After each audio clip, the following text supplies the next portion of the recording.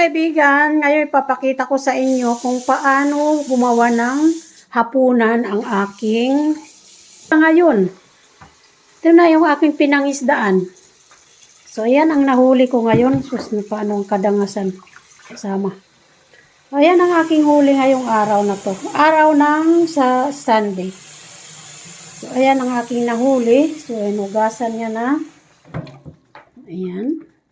So, yan, lalagain niya yan lang, pakukuluan niya lang ang iba, tapos ang iba naman ay ilalagay namin sa freezer. So, ayan ang aking asawa. Siya ay busy-busy ngayon at seryoso na naghuhugas ng isda. Ayan, ang aming kusina pala, i-update ko sa inyo ang aming kusina, ayan ay walang katapusan.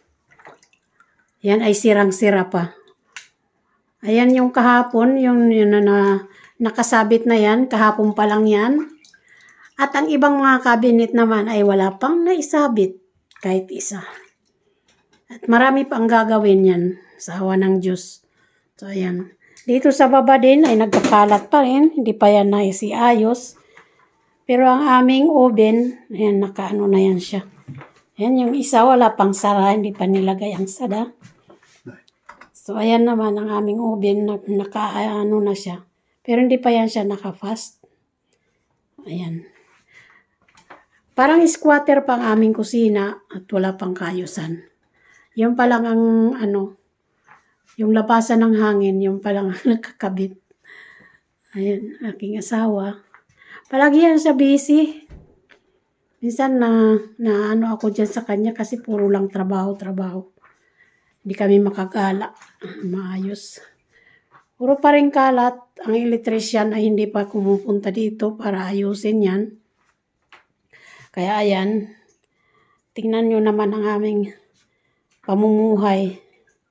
Napaka-simple, napakakalat lang, wala pang katapusan. Ang renovation.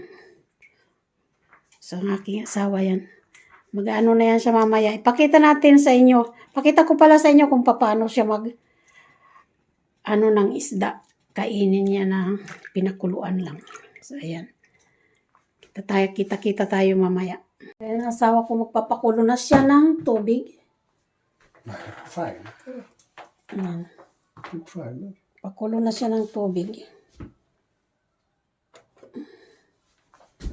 Ayan. Oil. It's all fine. Pero ako nagluto na ako ng patatas. Patatas, it's life.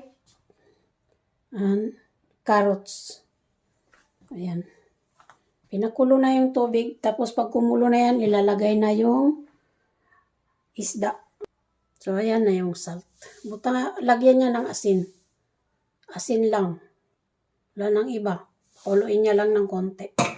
So, ayan. So, ayan ang aking cook.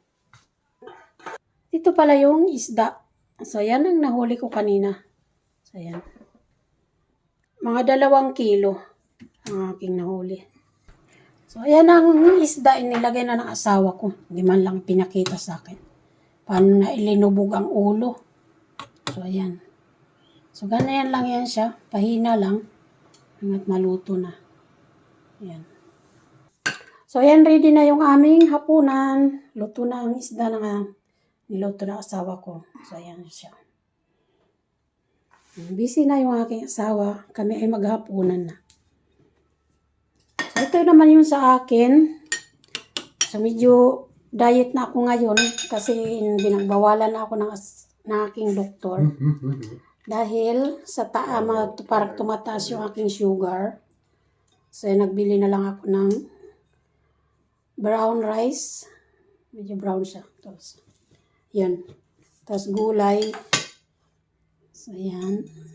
Hapunan na tayo, mga kaibigan. Maraming salamat. Thank you sa subscribers, sa aking mga viewers. Maraming salamat sa inyong lahat. So, ayan. Kain na po tayo. Simple na life. Ayan. Bye.